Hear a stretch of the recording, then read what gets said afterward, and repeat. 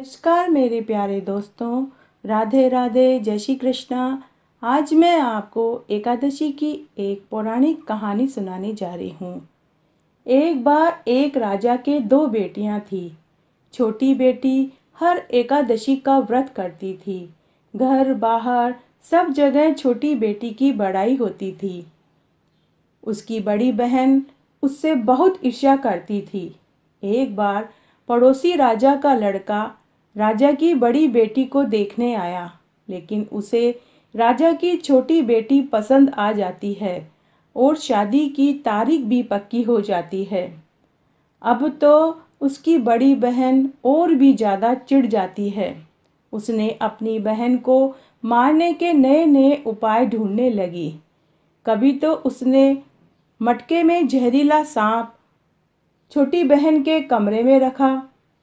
फिर एक बार उसने लड्डू में जहर मिलाकर उसे खाने को दिया। फिर एक बार अपनी छोटी बहन को पनघट पर पानी भरने के लिए ले गई और धोखे से कुएं में धक्का दे दिया, लेकिन हर बार ग्यारस माता ने उसे बचा लिया। बड़ी बहन बड़ी परेशान हो गई कि यह तो किसी भी तरह नहीं मरती।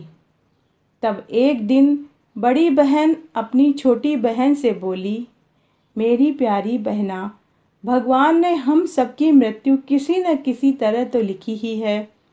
क्या तुम्हें मालूम है कि तुम किस तरह से मरोगी? तो छोटी बहन बहुत सीधी सादी थी। वो बोली, मेरी मृत्यु मेरे पालतू तोते व तोते के गले में जो हार है उसमें अटकी हुई है।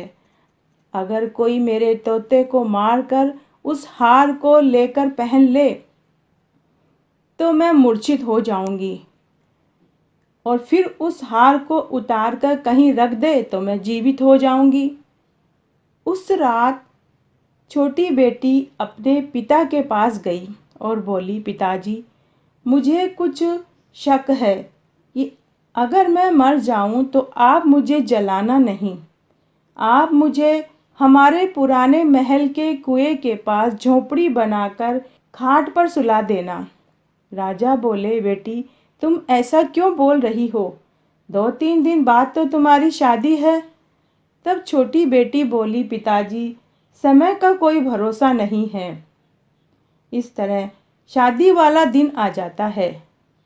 शादी वाले दिन बड़ी बहन छोटी बहन के पालतू तोते को ढूंढती है, लेकिन उसे वो कहीं नहीं मिलता।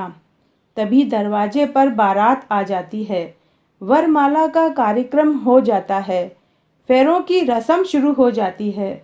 उधर बड़ी बहन तोता ढूंढ लेती है और वह उस तोते को मार देती है।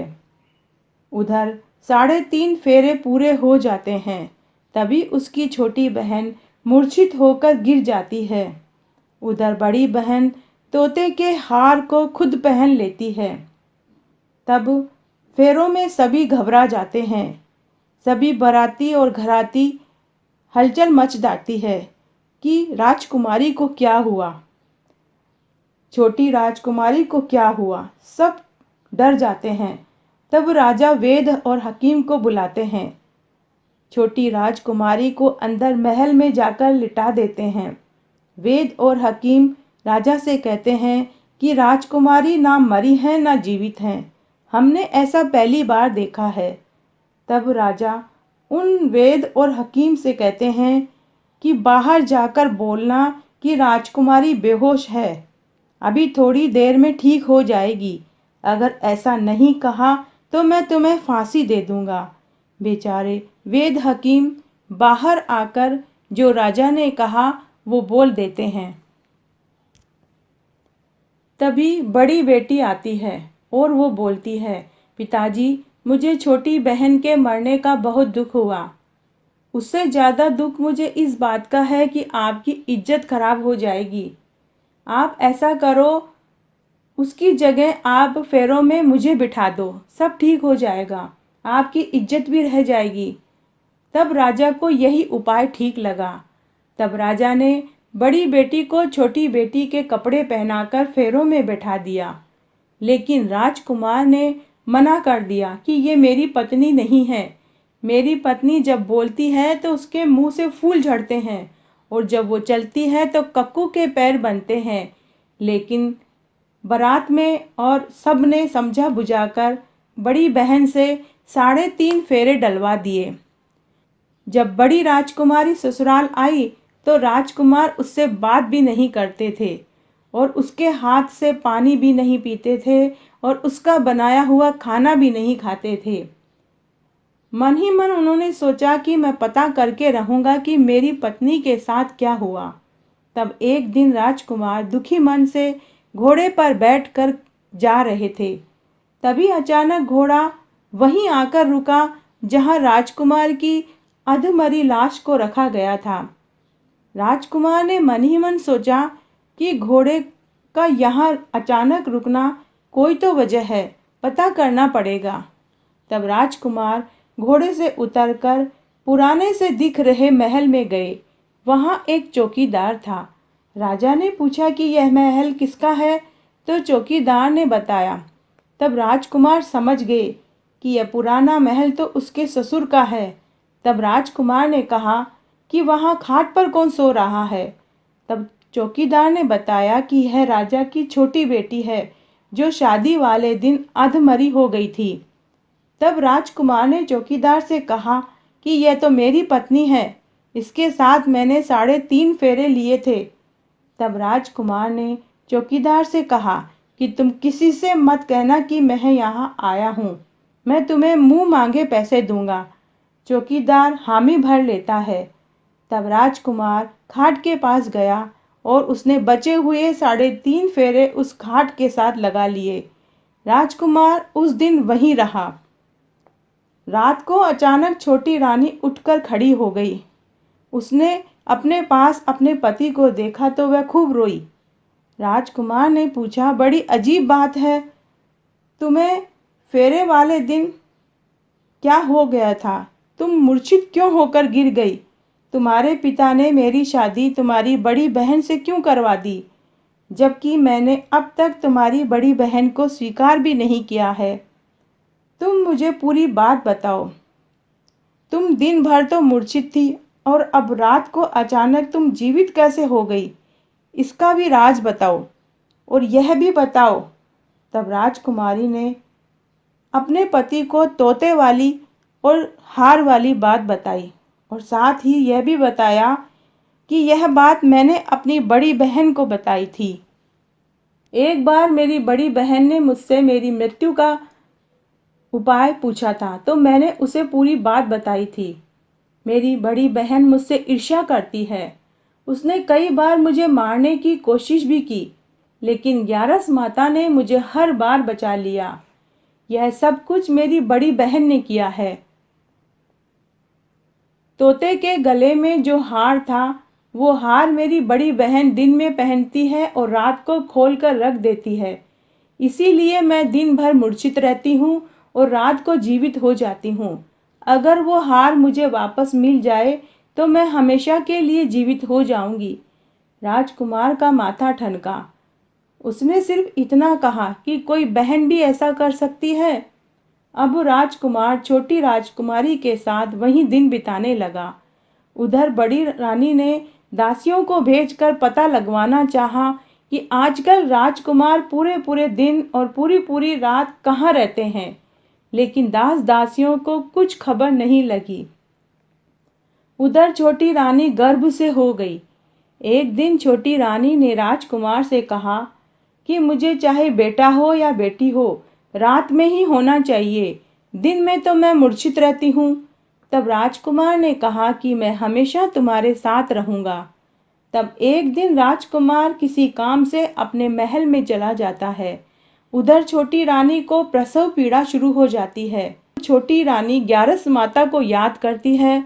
तब ग्यारस माता प्रकट होती है और छोटी रानी का प्रसव करवाती है। उसे एक सुंदर पुत्र पैदा होता है।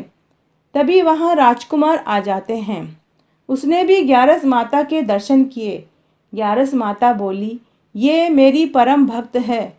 तो हे राजकुमार, जब तुम्हारा बेटा 5 साल का हो जाए तो तुम अपनी बड़ी रानी का हार लाकर अपनी पत्नी को पहना देना। तब तक मैं किसी न किसी तरह इसकी रक्षा करती रहूंगी। ऐसा कहकर ग्यारस माता अंतर्ध्यान हो गई। तब दिन बीतने लगे। देखते ही देखते कुंवर 5 वर्ष के हो गए। तब एक दिन राजकुमार अपने कुंवर से कहते हैं, बेटा युवराज, तुम यहीं रहना, माँ की खाट के पास रहना, मैं शहर से काम निपटा कर आता हूँ। तब राजकुमार को पुराने महल से बाहर आते हुए बड़ी रानी के दास और दासी देख लेते हैं और इसकी शिकायत वो बड़ी रानी से कर देते हैं। तब बड़ी रानी बच्चे को उठवा लेती है और उसके 2 टुकड़े करके, एक टुकड़ा चक्की के नीचे और एक टुकड़ा खुद के पलंग के नीचे छिपा देती है। जब राजकुमार शहर से वापस आते हैं और अपने कुंवर को नहीं पाते तो वो ग्यारस माता से विनती करते हैं। तब ग्यारस माता एक भिखारिन का वेश बनाकर बड़ी रानी के महल में भिक्षा मांगने जाती है। तब बड़ी रानी अपने दास दासियों के साथ भिक्षा भिजवाती है, लेकिन भिखारिन बनी ग्यारस माता भिक्षा लेने से इनकार कर देती है और कहती है कि मैं भिक्षा सिर्फ रानी से ही लूंगी। तब बड़ी रानी भिक्षा देने खुद दरवाजे पर आती है। तभी ग्यारस माता एक बिल्ली का वेश बनाकर अंदर महल में से कुंवर के दोनों टुकड़े उठाकर ले जाती है और दोनों को जोड़कर उसमें प्राण फूंक देती है। तब ग्यारस माता राजकुमार से बोलती है कि अब समय आ गया है, तुम कुंवर को लेकर अपने महल में जाओ और हार लेकर आओ व अपनी पत्नी को पहनाओ।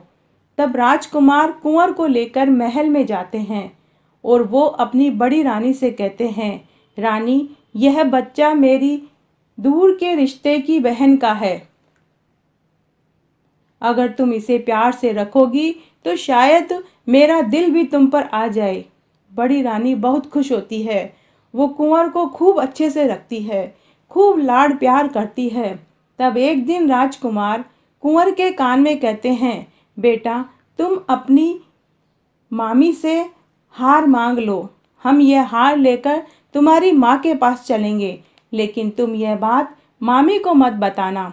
कुंवर बड़े ही होशियार थे। कुंवर तुतलाती वाणी में अपनी मामी से बोले, मामी मामी, मुझे आपका हार दे दो।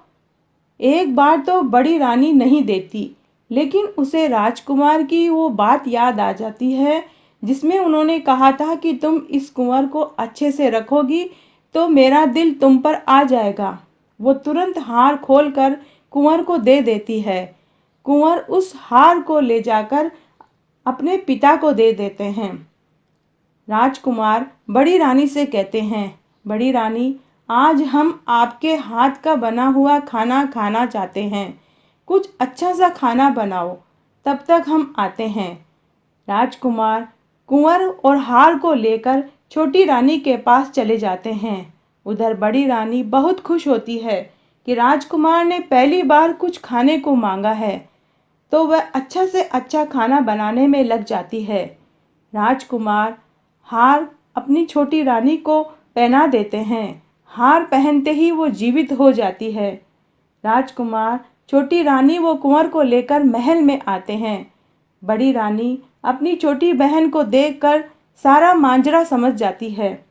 तब राजकुमार बड़ी रानी को ले जाकर अपने ससुर के घर छोड़ आते हैं और पूरी बात बताते हैं। राजा को भी बड़ा पश्चाताप होता है। वो कहता है कि उसकी परवरिश में ही कोई कमी रह गई होगी। तब बड़ी रानी भी हाथ जोड़कर माफ़ी मांगती है, लेकिन कुछ गलतियां ऐसी होती हैं जिनकी कोई माफ़ी नहीं होती। तो हे ग्यारस माता, जैसे आप छोटी बेटी के ऊपर प्रसन्न हुए, वैसे सबके ऊपर होना, कहने वाले को, सुनने वाले को और हुकारा भरने वाले को। घटती हो तो पूरी हो, पूरी हो तो परवान चढ़े, भूले बिसरे नाम तेरे भंडार में भरे। तो आज मैंने आपको एकादशी की एक पौराणिक पुण्य फल देने वाली कहानी सुनाई।